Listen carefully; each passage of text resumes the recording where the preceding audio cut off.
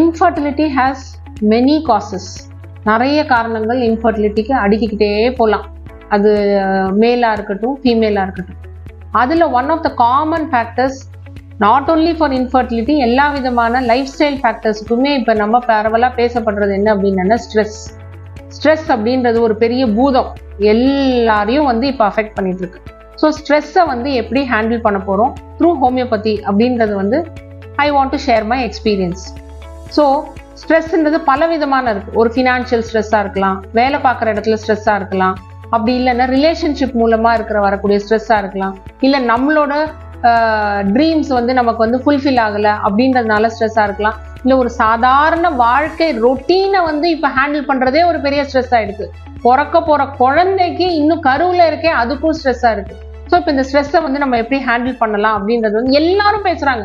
Stress அப்படின்றது, அந்த stress என்ன, அந்த ஸ்ட்ரெஸ்ஸுக்கு வந்து ஒரு இண்டிவிஜுவல் எப்படி ரியாக்ட் பண்ண போகிறாங்க. ஸோ அப்போ ஹோமியோபதி மருந்து எடுத்துட்டா அந்த ஸ்ட்ரெஸ் எல்லாம் தீர்ந்துடுமா? ஒரு ஃபினான்ஷியல் ஸ்ட்ரெஸ் இருக்கு, அப்போ என்ன ஹோமியோபதி மருந்து எடுத்துட்டா அப்போ அந்த கடன்லாம் தீர்ந்துடுமா? அது இல்லை பதில்.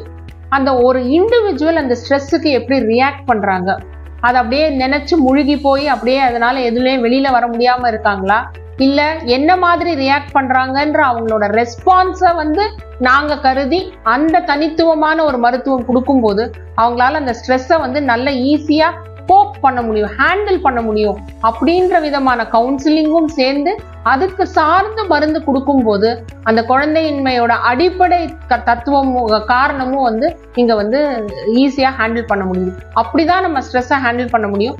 அந்த ஸ்ட்ரெஸ்ஸை வந்து ரொம்ப சிம்பிள் அண்ட் சேஃப், இனிமையா நம்ம மருந்து எடுத்துக்கிறோன்ற ஒரு ஃபீல் கூட வராது. நீங்க ஹோமியோபதி மருந்து எடுக்கும்போது கசப்பா ஒரு பெரிய மாத்திரை எடுத்து முழுங்கணுன்ற ஃபீல் எல்லாம் இருக்காது. ஹோமியோபதி மருந்து ஒரு மிட்டாய் மாதிரி, சின்ன குழந்தையா இருக்கட்டும், ஒரு வயதான மூதாட்டியா இருக்கட்டும், ரொம்ப என்ஜாய் பண்ணி சாப்பிட்டுக்கூடிய வந்து ஒரு அவ்வளோ சயின்டிஃபிக்கான ஒரு சிஸ்டம் ஆஃப் ஹோமியோபதி.